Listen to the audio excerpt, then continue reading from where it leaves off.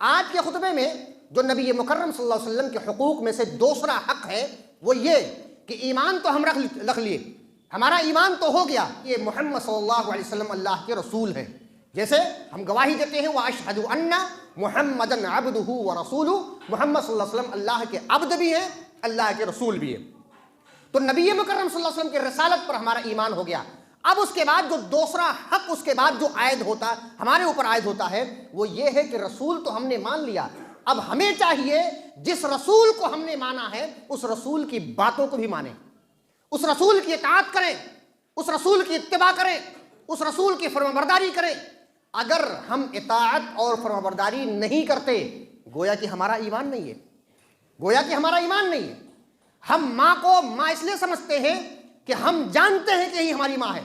اگر آپ ماں کا رتبہ جانے ہی نہ، ماں کو پہچانے ہی نہ، تو آپ ماں سے ویسا سلوک نہیں کر سکتے جیسا ماں کے ساتھ سلوک کرنا چاہیے۔ اور یہی معاملہ باپ کا بھی ہے، یہی معاملہ بیوی کا، یہی معاملہ بھائی کا، یہی معاملہ بہن کا، رشتہ دار اور اعزاء اقارب دوست احباب کا یہی معاملہ ہے۔ لہذا نبی مکرم صلی اللہ علیہ وسلم پر ایمان اگر ہے تو ہم پر لازم ہے، ہم پر ضروری ہے کہ ہم جناب محمد رسول اللہ صلی اللہ علیہ وسلم کی اطاعت کریں، ان کی فرمانبرداری کریں، جو نبی صلی اللہ علیہ وسلم کہہ دیے ہیں اس پر عمل کریں، جن تمام چیزوں سے روکا ہے ان تمام چیزوں سے رک جائیں۔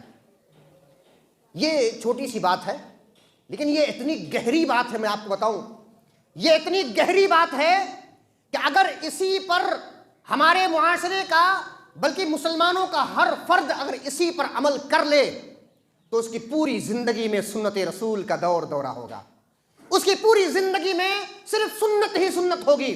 وہ اگر کوئی عمل کرے گا تو سنت کے مطابق عمل کرے گا، اگر وہ کوئی بات سننا پسند کرے گا وہ کہے گا بھائی جو ہمیں سنانا چاہتے ہو فرمان رسول صلی اللہ علیہ وسلم سے سناؤ، ہم جو کہنا چاہیں گے آپ وہی بات کہو گے جو جناب محمد رسول اللہ صلی اللہ علیہ وسلم نے کہا ہے، آپ عبادت کے طور پر وہی عمل کرو گے جو جناب محمد رسول اللہ صلی اللہ علیہ وسلم سے ثابت ہے۔ اللہ فرماتا ہے وَمَا آتَاكُمُ الرَّسُولُ فَخُذُوهُ وَمَا نَهَاكُمْ عَنْهُ فَانْتَهُوا وَاتَّقُوا اللَّهَ إِنَّ اللَّهَ شَدِيدُ الْعِقَابِ، سورہ حشر آیت نمبر 7 پارہ نمبر 28۔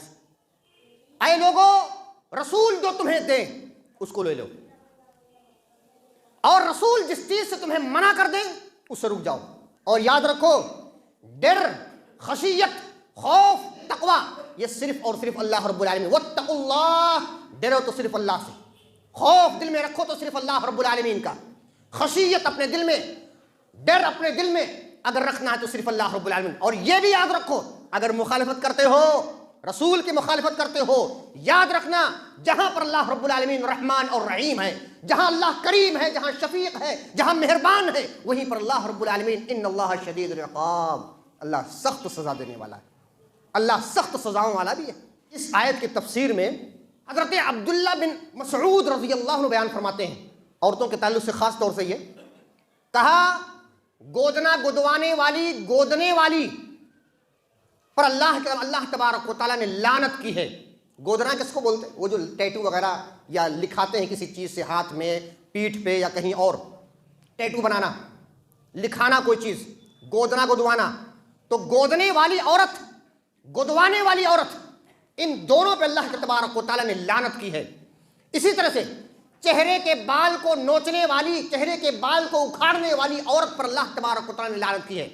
لیکن ہاں اگر مردوں کی مشابہت ہو رہی ہے، مونچھ اور داڑھی نکل آئی ہے کسی عورت کو، تو اس کو وہ صاف کر سکتی ہے تاکہ عورت کی مثال مردوں سے نہ ہو پائے، یہ معاملہ الگ ہے۔ اسی طرح سے اس عورت پر اللہ تبارک و تعالیٰ نے لعنت کی ہے جو اپنے دانتوں کے بیچ میں، اپنے دانتوں کے درمیان حسن کے لیے، خوبصورتی کے لیے فرق کرتی ہے، دانتوں کے درمیان فرق کرتی ہے۔ اللہ تبارک و تعالیٰ نے تینوں عورتوں پر لعنت کیا۔ قبیلے بنو اسد کی ایک عورت نے سن لیا، حضرت عبداللہ بن مسعود کے پاس آئی اور کہا اے عبداللہ بن مسعود، ہم نے سنا ہے کہ آپ نے ان عورتوں پر لعنت کی ہے، ان عورتوں پر لعنت کی ہے۔ دیکھیں تحقیق کا جذبہ، دیکھیں تحقیق کر رہی ہے، سنا ہوگا اس نے، مانا نہیں، آ کر ڈائریکٹ اس آدمی سے پوچھ رہی ہیں جس صحابی نے، جس شخص نے یہ بات کہی ہے، ڈائریکٹ کہا اے ابن مسعود کیا آپ نے ایسا کہا ہے؟ کہا میں ان پر لعنت کیوں نہ کروں جس پر لعنت نبی مکرم صلی اللہ علیہ وسلم نے کی ہے، اور جس پر لعنت قرآن مجید نے کیا ہے، قرآن مجید کے اعتبار سے ان پر لعنت کی گئی ہے، لعنت زدہ ہے سے لوگ قرآن مجید کے اعتبار سے۔ اس عورت نے کہا میں نے بھی قرآن پڑھا ہے، قرآن تو میں نے بھی پڑھا ہے، قرآن مجید کے اندر اللہ تبارک و تعالیٰ نے ایسی عورت پر کہاں لعنت کی؟ بتاؤ تو، پڑھی لکھی عورت تھی وہ، کہاں لعنت کی ہے؟ قرآن میں نے بھی پڑھا ہے، پورے قرآن کے 30 پاروں کے اندر جتنی بھی آیت کریمہ ہے کسی ایک آیت کو پیش کر دو جس میں اللہ تبارک و تعالیٰ نے لعنت کی ہو۔ آج اس وقت کا معاملہ یہ ہے، آج ہمارے معاشرے کے اندر عورتوں کا معاملہ یہ ہے کہ اگر میں اپنی جانکاری کے اعتبار سے، اپنے علم کے اعتبار سے بتاؤں تو مجھے لگتا ہے تقریباً 85% عورتیں قرآن نہیں پڑھتی، اگر پڑھتی بھی ہوں گے ہو سکتا ہے جمعہ کو یا رمضان کے اندر پڑھ لیتی ہوں، بہت مشکل ہے، عورتوں کے اندر بہت زیادہ مشاکل ہیں، مشکلیں بہت زیادہ ہیں۔ اس عورت نے کیا کہا؟ میں نے قرآن A to Z پڑھا ہے، شروع سے لے کر آخر تک، بتاؤ کوئی ایک آیت بتا دو جس میں اللہ تبارک و تعالیٰ نے کیا ہے؟ لعنت کی ہے۔ حضرت عبداللہ بن مسعود رضی اللہ عنہ کیا فرمائے؟ غور کیے کیا فرمایا؟ کہا اے وہ عورت، اگر تم نے غور سے پڑھا ہوتا قرآن کو تو تم اس آیت کریمہ پر پہنچتے جس میں اللہ تبارک و تعالیٰ نے کہا وما آتاکم الرسول فخذوہ وما نہاکم عنہ فانتہوا، رسول جو تمہیں دے اسے لے لو، رسول جس چیز سے منع کر دے اسے رک جاؤ۔ کیا اس آیت کریمہ کو پڑھی ہو؟ کہا ہاں۔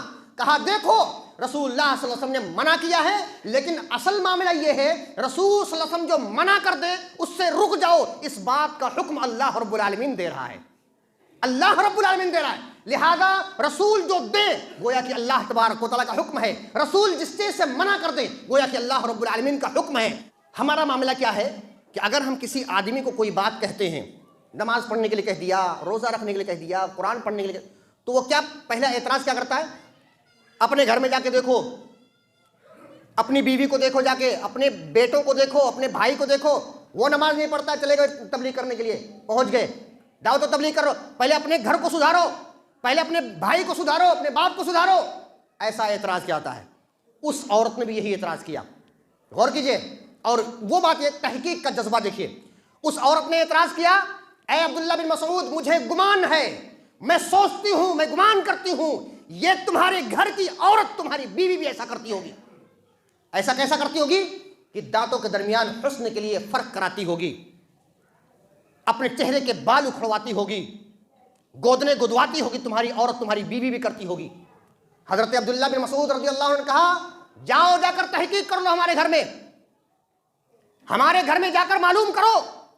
جو تحقیق کا جذبہ دیکھیے، کیا وہ عورت جاتی ہے گھر میں، ان کے جاتی ہے، اور گھر میں جانے کے بعد سارے جو بھی عورت تھی اندر ساری عورتوں کو دیکھتی ہے اور اس کے بعد واپس آتی، اور معلوم یہ ہوا کسی بھی عورت کے تعلق سے، اور خاص طور سے حضرت ابن مسعود رضی اللہ عنہ کی بیوی کے تعلق سے ایسی کوئی بات انہوں نے نہیں دیکھا، کوئی بات نہیں دیکھا۔ تو ابن مسعود کیا فرماتے ہیں؟ غور کیجئے، ابن مسعود رضی اللہ عنہ فرماتے ہیں اے وہ عورت، اگر میری بیوی ایسا کرتی ہوگی، رسول کی مخالفت کرتی ہوگی، اللہ کی مخالفت کرتی ہوگی، تو اے وہ عورت، وہ میری بیوی میرے گھر میں رہنے کے لائق نہیں ہے۔ اللہ اکبر۔ آج ہماری عورتیں کتنا نماز پڑھتی ہیں لیکن گھر میں ہیں، میں نہیں کرتا ہوں طلاق دے دو، یہ نہیں، عبداللہ بن مسعود رضی اللہ عنہ کی بات بتا رہا ہوں آپ کو، میں نہیں کہتا ہوں، لیکن ہاں یہ ضرور کہوں گا کہ آپ کو فورس کرنا ہے، آپ کو تنبیہ کرنا ہے، آپ کو دباؤ ڈالنا ہے، کس بات پر؟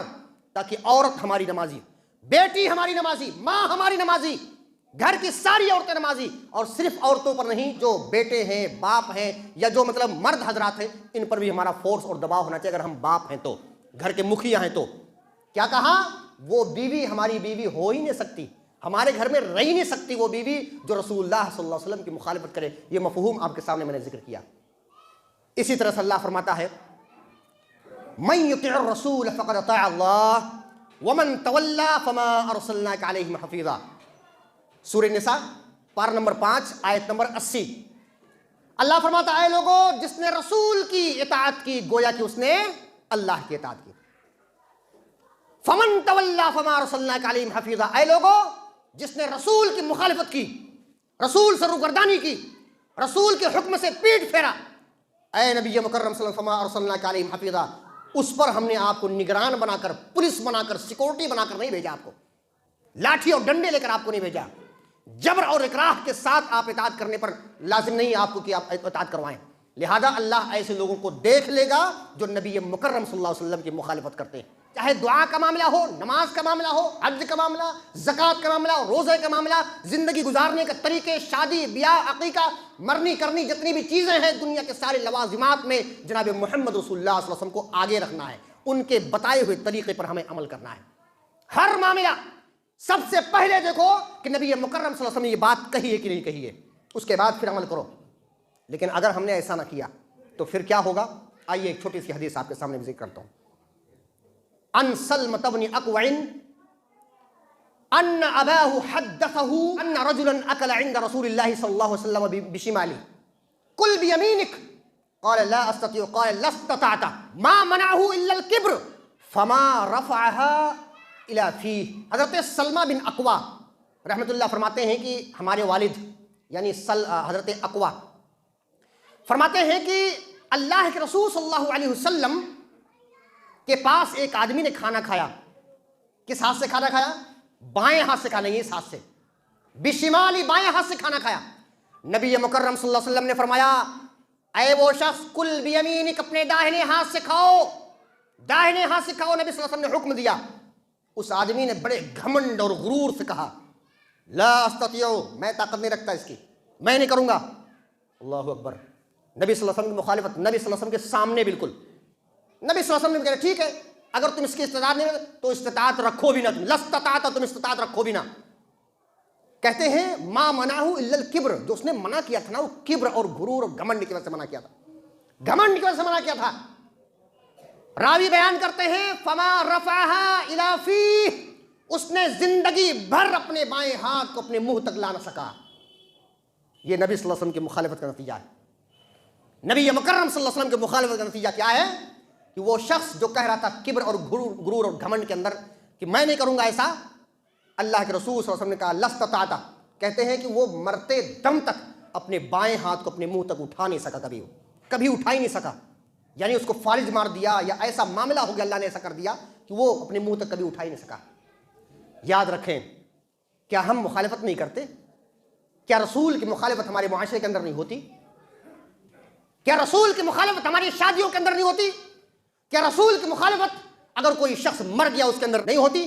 رسول کی مخالفت ایک بچہ پیدا ہوا عقیقے کے طور پر اس کا عقیقہ نہ کرنا 7ویں دن، اور اس کے بعد 10ویں دن، 40ویں دن بہت بڑی دعوت کرنا، یہ ساری چیزیں رسم و رواج، لیکن نبی کریم صلی اللہ علیہ وسلم جو کہا 7ویں دن عقیقہ کرو، اس کی مخالفت ہوتی ہے۔ یاد رکھیں اللہ تبارک و تعالیٰ ہمارے ساتھ کیا رویہ اختیار کرے گا اگر ہم نے رسول اللہ صلی اللہ علیہ وسلم کی مخالفت کی۔ بعض حدیثوں کو پیش کیا جاتا ہے یہ جناب محمد رسول اللہ صلی اللہ علیہ وسلم کی حدیث ہے، اس کو مانو، صحیح حدیث ہے، لیکن وہ کہ ہمارے امام نے نہیں کہا، ہمارے فلاں عالم نے نہیں کہا۔ یاد رکھو ایسی مخالفت کرنے پر اللہ تبارک و تعالیٰ کی کیا سزا ہوگی وہ اللہ بہتر جانتا ہے، اور سزا ہونے کے بعد آپ بہتر جانیں گے کیا سزا ملی۔ اس لیے رسول کی مخالفت نہیں ہونی چاہیے۔ ایک اور حدیث آپ کے سامنے ذکر کرنے والا ہوں۔ حضرت عمر بن خطاب رضی اللہ عنہ بڑے جہاں دیدہ انسان تھے۔ ان کے مشوروں پر کبھی کبھی آیت کریمہ، اور تقریباً کہا جاتا ہے کہ 20 مرتبہ یا 19 مرتبہ حضرت عمر رضی اللہ عنہ کے مشورے پر آیت کریمہ اتری ہے، کئی مرتبہ ایسا ہوا ہے۔ یہ بیان کرتے ہیں ایک مرتبہ حجر اسود کو مخاطب کر کے کہا اے پتھر، میں جانتا ہوں کہ تو ایک پتھر ہے، میں جانتا ہوں تو ایک پتھر ہے، نہ نفع دے سکتا ہے نہ نقصان دے سکتا ہے، لیکن تجھے میرے نبی نے چوما ہے اس لیے میں تجھے چوم رہا ہوں۔ اللہ اکبر۔ وہ جہاں دیدہ انسان، آدھی دنیا پر حکومت کرنے والے انسان عمر بن خطاب رضی اللہ عنہ پتھر کو چومیں گے؟ نہیں، پتھر کو کیوں چومیں گے؟ اے پتھر کہا، کیا کہا؟ میں تجھے کیوں چوموں؟ تجھے اس لیے میں چوم رہا ہوں کہ تجھے ہمارے نبی اور سب کے نبی جناب محمد رسول اللہ صلی اللہ علیہ وسلم چوما، اس لیے میں تجھے چوم رہا ہوں۔ کہا آج رمل کرنے کی ضرورت نہیں ہے۔ جو لوگ حج عمرہ کیے ہیں جانتے ہیں رمل کیا ہوتا ہے۔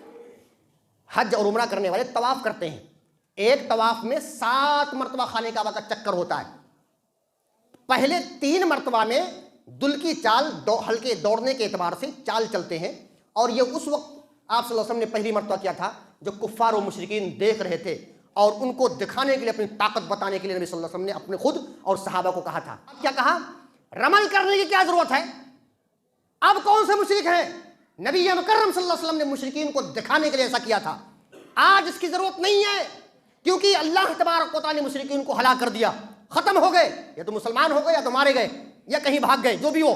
آج ختم ہو گئے، ہلاک برباد ہو گئے، آج اس کی ضرورت نہیں ہے۔ لیکن ہاں رمل وہ چیز ہے جو ہمارے نبی صلی اللہ علیہ وسلم کی سنت ہے۔ فلا نحب ان نترکہ، اے لوگوں سن لو، میں پسند نہیں کرتا ہوں کہ نبی صلی اللہ علیہ وسلم کی سنت کو چھوڑ دوں، نبی کریم صلی اللہ علیہ وسلم کی سنت کو چھوڑ دوں، میں پسند نہیں کرتا اس چیز کو۔ لہذا حجر اسود جو پتھر ہے چوم رہے ہیں کیونکہ ہم سب کے نبی نے چوما۔ رمل اس لیے ضرورت نہیں رمل کے، لیکن رمل کر رہے ہیں کیونکہ نبی مکرم صلی اللہ علیہ وسلم نے کیا ہے۔ اسی طرح سے ایک اور بہترین حدیث آپ کے سامنے میں ذکر کرنے لگا ہوں۔ حضرت انس بن مالک رضی اللہ عنہ فرماتے ہیں کہ اللہ کے رسول صلی اللہ علیہ وسلم کے پاس ایک آدمی آئے اور آ کر عرض کیا ہے اللہ کے رسول صلی اللہ علیہ وسلم گدھے کے گوشت کھائے جا رہے ہیں۔ میں واضح کر دوں، غور کیجئے، میں واضح کر دوں، اسلام کے اولین دور میں، شروع کے دور میں گدھے کا گوشت حرام نہیں تھا۔ بعد میں غزوہ خیبر 7 ہجری کے بعد اللہ کے رسول صلی اللہ علیہ وسلم نے گدھے کا گوشت حرام کر دیا۔ تو حرام ہونے سے پہلے کس طرح حرام ہو رہا ہے اس واقعے کو غور کیجیے گا، کیسے کیسے حرام ہو رہا ہے اور صحابہ کا طرز کیا تھا۔ انس بن مالک فرماتے ہیں ایک آدمی آئے نبی صلی اللہ علیہ وسلم کی خدمت میں اور عرض کیا اے اللہ کے رسول صلی اللہ علیہ وسلم گدھے کے گوشت کھائے جا رہے ہیں۔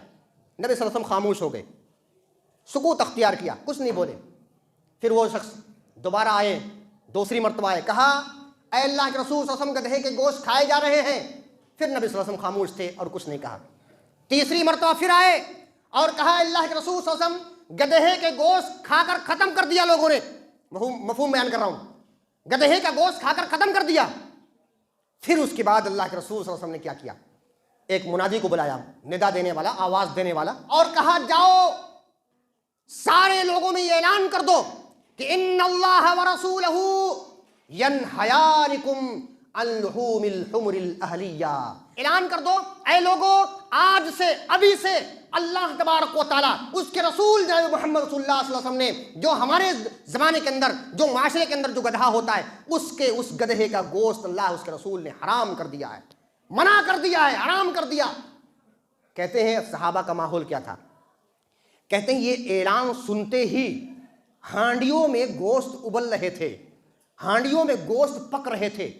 اللہ کے رسول صلی اللہ علیہ وسلم کا ایک اعلان سننے کے بعد ساری ہانڈیوں کو الٹ دیا گیا، پھینک دیا گیا، ختم کر دیا گیا، ضائع کر دیا گیا، اسی وقت صرف ایک بات سننے کے بعد کہ اللہ کے رسول صلی اللہ علیہ وسلم نے حرام کر دیا۔ انسان کھانا کب بناتا ہے؟ یا تو بھوک لگ جانے کے بعد کھانا بناتا ہے، یا کھانے کا ٹائم ہونے جب ہو جاتا ہے اس کے بعد بناتا ہے کہ کھانے کا ٹائم ہو گیا ہے اب بناؤ اور اس کے بعد کھانا کھائیں گے۔